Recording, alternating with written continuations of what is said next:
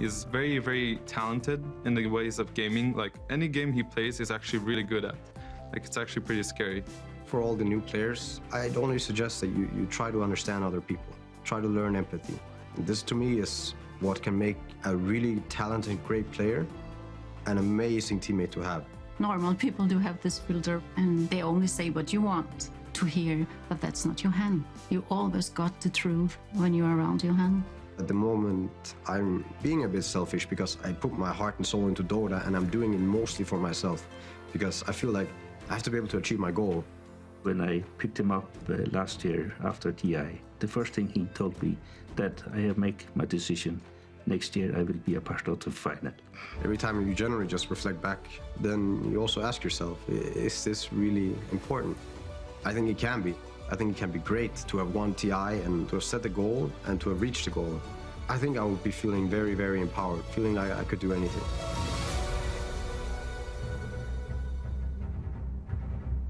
Will finally die, but no Alchemist, no Juggernaut. This is a dream moment for OG. They're gonna get another kill as well into Pile die. Moon keeps trying to fight Envy back into the spin, but it's a double kill for Crit. The Rubik going to work, Puppy's on the retreat, but there is so many OG heroes behind him, all 5 of them. The Shallow Grave again buying time for Secret to buy back 2 heroes. Concoction flying forward, keeps Moon out the fight, but stop him away. There's your Requiem from Miracle with the Razors combined. Secret, they've taken too much damage. OG have got it, they've got the TG out from Secret. OG, they fight all the way through the lower bracket and will be claimed the champions of the first ever Dota 2 major live here in Frankfurt. Here have been behind them the whole way. OG. Your Dota 2 champions, Team OG! How was your grand final experience, and what is it like to be able to take down such huge titans like Team Secret? It was so amazing. Secret played really good, and I don't know, they're such a good team, and I'm really proud that we could beat him. It feels so damn good, I don't know.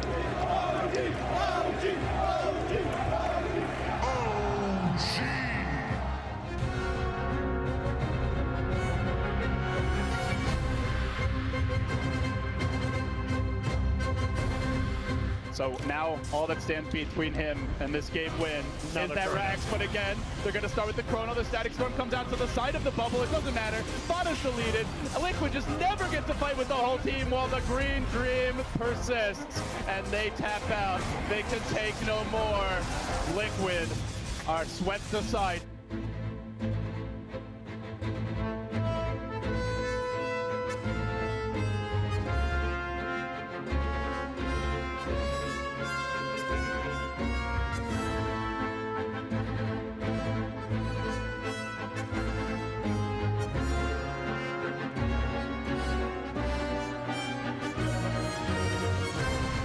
Thinking you guys were the favorites for the whole thing. Do you feel like that played against you? Yeah, I think it's always bad. Like, same happened after Frankfurt. You know, we were winning, we were doing great, and then you go into this tournament, and naturally it's harder to get that same level of excitement and fire that other teams have. I feel like as a team and myself, I wasn't able to get in tune with everyone. Like, I also felt like I was talking way less. This tournament brings out something like the other tournaments don't either. Pressure, having this target on your back, everybody's going to look at what you do, and I don't know. It's always harder to win once you win. It's always harder to lose once you lose. All the little things went wrong pretty much at the the wrong time, where we weren't really like in sync together, and everything was just crumbling a little bit, like one piece at a time. Sitting here with the OG Anna here at Summit 6 in LA. Tier 3 down. How on the is rack. EG gonna fight this? They cannot. Arteezy's just split. Oh, and another big hook on the Invoker. Instant lasso. He doesn't have his Lincolns either on him. Just be called. I mean, there's no buybacks. Yeah, they're gonna take. That's GG. That's GG.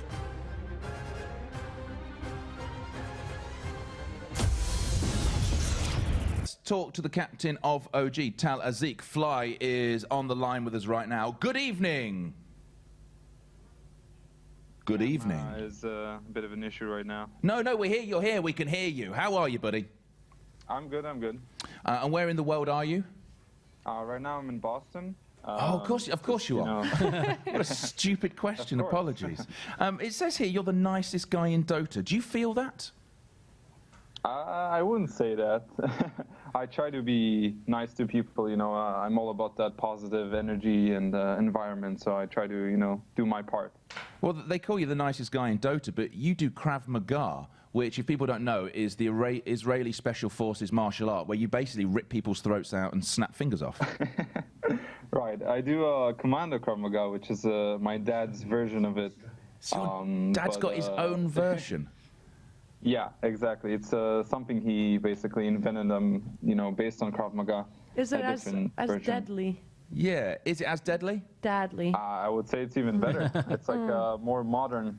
But yeah, it's something, it's handy. You never know where you're going to need it, even in gaming, right? So you look good while you do it. That too. That's very important. He does. Well, I played out something from your Instagram earlier on where you were doing push-ups and claps. I mean, how important, we've heard this talked about in all esports, how important is staying fit? Because you do some monster sessions. And not just in the gym, I'm talking about monster gaming sessions as well. Well, for me, it's very important, and I think it also helps you concentrate, and it helps you stay focused better. I mean, there's all sorts of studies on these things where athletes, in all sorts of sports, from chess to esports to everything, this helps you, your mind and your body. So sports is a big deal for me. When I work out in the morning, I can definitely be more focused for the entire day. Before we get into talking about the major and how you feel about it and the single elimination, I want to just play this. Dave, now you've got this, because earlier on in the office, and obviously none of us are particularly big here, but we watched you doing these clap push-ups with a squat, and we thought we'd have a go at this.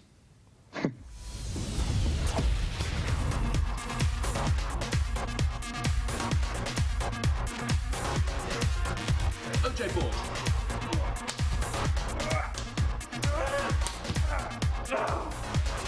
That's Campbell. Put it down, come on!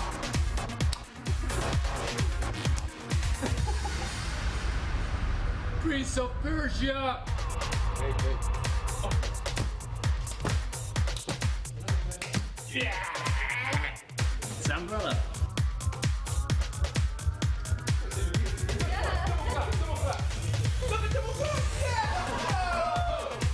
I'm Sideshow.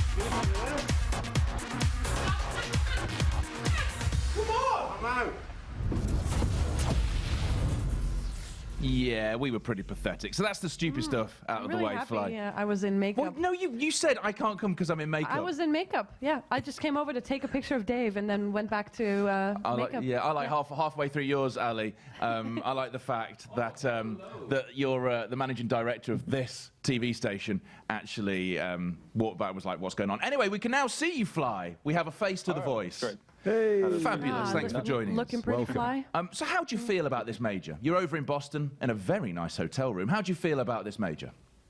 I feel great about this major. I think it's Valve is doing something new with this major, with a new format and everything, and I think it's a very exciting thing to be in. And I also have a new team with me, and I want to win a third major, so it's a big thing. Well, lots of people, I mean, you say that it's exciting what they're doing. Lots of people, I think, especially the players, some of the cast as well, are saying this single elimination is a terrible thing. I wouldn't say it's a terrible thing. You have to look at it from both sides. I think there's some good to it, where matches are going to be more exciting naturally, because when you lose, you get eliminated. So there's going to be more hype for the viewers and everything. As a player, I do agree that it's a bit more intimidating, and you're going to have to come in with a different mindset every game. But I think overall it's an interesting thing to try out. What is that mindset? So if it's a different mindset, what is that? it means like you have to be 100% from the beginning. There's no such thing as a second chance in this tournament. Before, you could go into a big tournament when you know even if you lose, you're going to have another chance, where you might try to like not take it 100%, you're trying like 95%, and then you push yourself to the limit later on. So it is a bit different. Do you have a team? Did you have a team around you that can do that? That can be on from the very first moment? That's something that you have to work towards. It doesn't just happen. A lot of it is how you prepared for the tournament, you know, mentally, how we approach things, how we look at other teams. It's all very connected, and I think we could do it. Yeah, have you done that? Have you looked at that, knowing what this format was going to be? Have you made sure that you are in that mindset, you and the team? We have talked about it, and of course we're not going to know for sure until we play, but we have talked about it, and we had this mindset of going into the game, you know, like thinking all about winning. There's no such thing as playing to not lose. You always have to think about winning. And that's one of the things I want to instill in my team, and you know, that's what I'm trying to do. So let's talk about the patch then. 6.88, it's the same one that was at the International. How do you feel about that? How has that changed how you've approached this? This patch, it's been going on for a while. I mean, there's only been minor adjustments. I think this patch is very balanced. And it leaves room for everything to be played, basically. So everybody can develop their own style. And it's something we've been doing as well. We don't want to look at other teams and copy from them. We just want to learn and kind of integrate it into our own strategy. So for me, it's a great patch because, you know, every team has their own thing to do. Well, hello, Tal. I have a very specific question about this, especially about single elimination.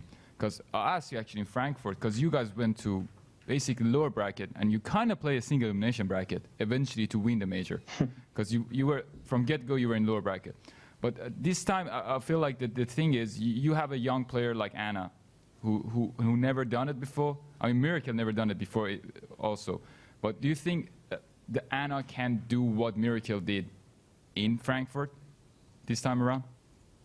I definitely think we could do it, because in the end it's going to be us as a team. And we're going to bring each other up, and that's what we did as well in Frankfurt. When someone, like one person had a bad day, like for example, we had a person who was sick in Frankfurt, but we made sure to stay positive, and every day we said to wake up with a smile on your face, and no matter what, it's going to be a good day, and that actually helped us, you know, win the whole thing, and that's what we're going to do now. Even if you don't have enough experience, like you're going to use your teammates to like rely on, and that's what I hope Anna will do, and you know, he's going to shine. Awesome. I've got a question here. Hi, Fly, big fan.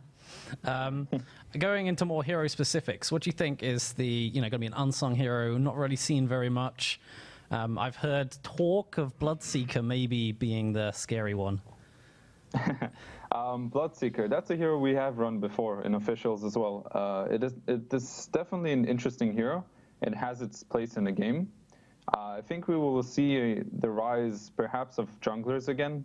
Chen, Ench, these heroes, I think, might make a big comeback, because you're talking about people running these heroes like Warlocks and Shadow Demons, and they can be exploited very hard during the laning. And, you know, that's something we might see.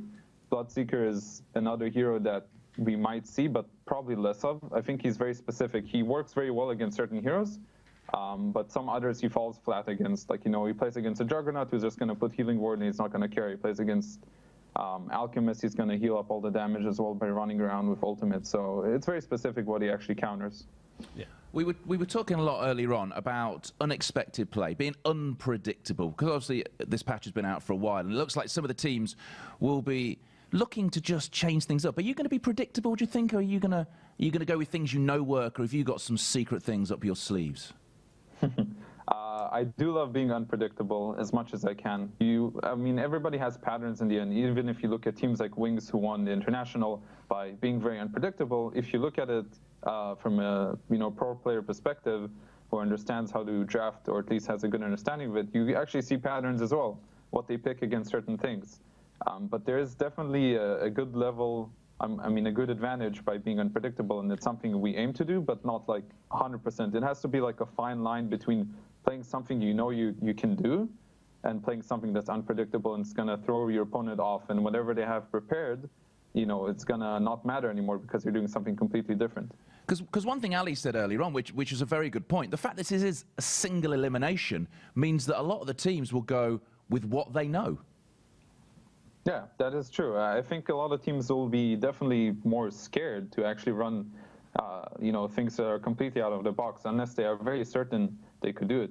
I think that's why that the mentality is a big thing, because if you play with confidence and you're not thinking about how you might just end up losing, then you're going to be able to bring these different strategies and, throw people off, and that might just get you to win instead of playing the same thing that people have prepared against, for hours. All right, we have some questions from Twitter coming in. We have Johnny asking, what part of current meta scares you the most when it comes to playing against it, and what is your favorite as well? Worst meta? Well, right now, we still have a bit of leftover Drow. Drow is one annoying hero.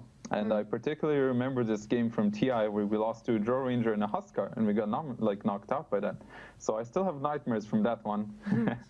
So I will say that. And one of my favorite strategies, I would say that I enjoy these basically 4-man stun lineups, where you basically run up in the face of your enemy and just hunt them around the whole map. I would just call it like an aggro lineup. I still love those, and I also love Naga strats. We are a Naga team, sadly. It's one of my favorites.